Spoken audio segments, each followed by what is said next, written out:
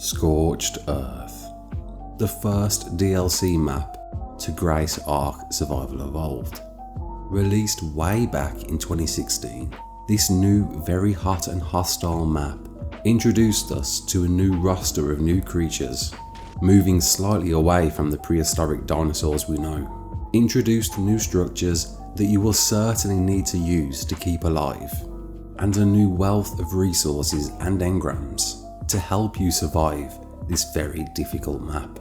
You're right kids, it's Raasclark, and welcome to part 2 of my map survivor guides, where I'm giving you the full rundown on what to expect and survive within each map in ARK.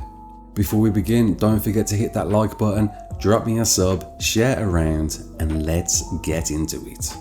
So the second map in the storyline of ARK that introduces us to a new boss also introduces Battle of the Elements, as you're tasked with overcoming hot temperatures, evaporation of the water in your canteens, heat that damages electrical generators whenever they're turned on, the ability to give you heat stroke, impairing your vision, and 3 very unique weather systems, ranging from superheat that will drain your water and increase heat stroke, sandstorms that reduce your vision and drain your stamina if you're not inside, and electrical storms that will shut down your electrical items and prevent any tech saddles from firing.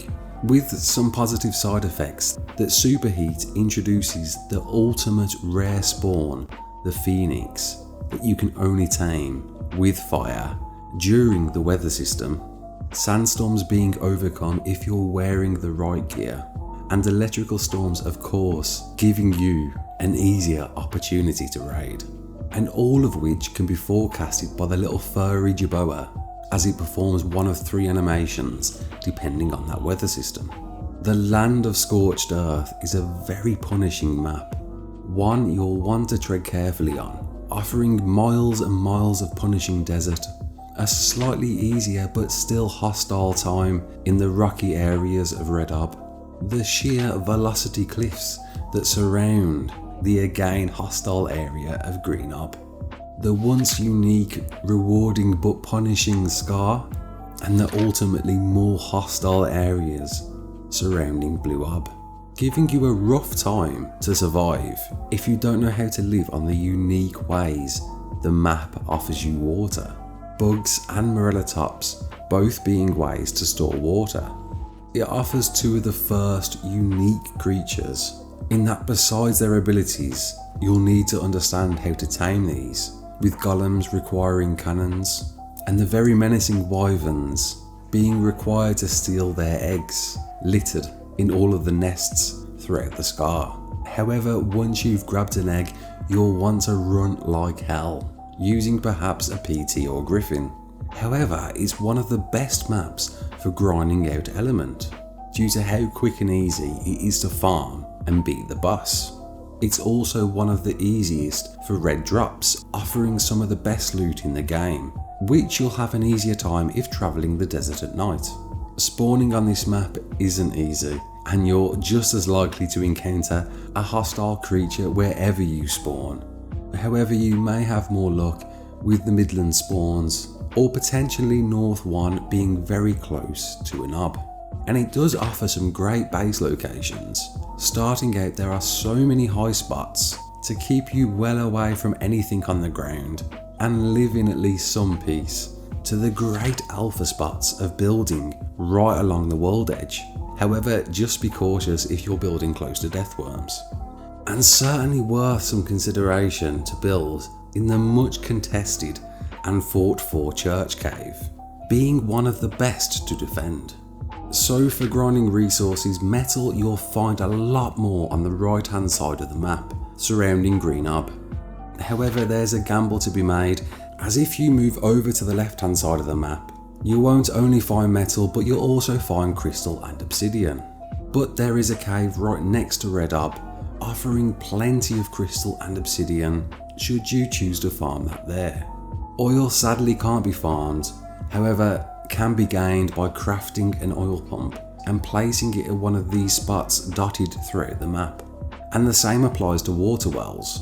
where once built in the specific locations will be a great point of access for water that you can also run irrigation from. It's one of the best maps for silica pearls, with the canyons close to Green Ob offering plenty around where you'll gain even more by having a high durability whip.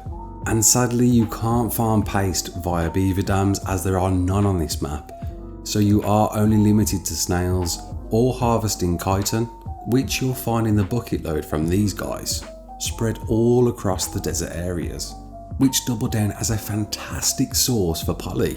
And black pearls, you're limited to these monstrous creatures, death worms, that are again spread across the desert, but are certainly worth killing as they will give you an insane amount of XP. As mentioned, this is one of the easiest bosses to run, and quite a unique boss as the Manticore can be tackled with flyers as well as ground dinos, and as long as you've got a decent army it will go down pretty quick, and setting you on that path to tech tier. Of course you're going to need artifacts to run this boss, and whilst again you are better going on other maps, if you are insistent on running these artifacts on the map, you'll certainly want to be equipped with some times, as they are all challenging caves. The Destroyer of course being in the Church Cave.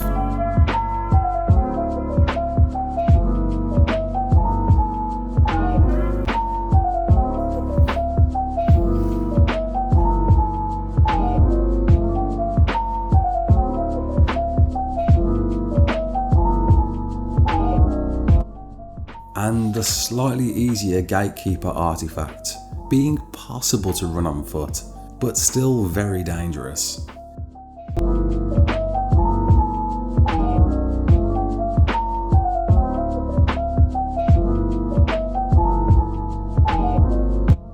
And the ultimately hardest one, the Artifact of the Crag. All very challenging caves, and I would certainly encourage you to explore the other maps to gain these, bring them over and start farming that boss and grinding out that element as quick as possible. And there we go, that wraps up the guide for Scorched Earth. I hope you enjoyed it. Don't forget to hit that like button, it really means a lot. I'll see you soon on the centre. Don't forget to like, share and subscribe. And as always, peace out.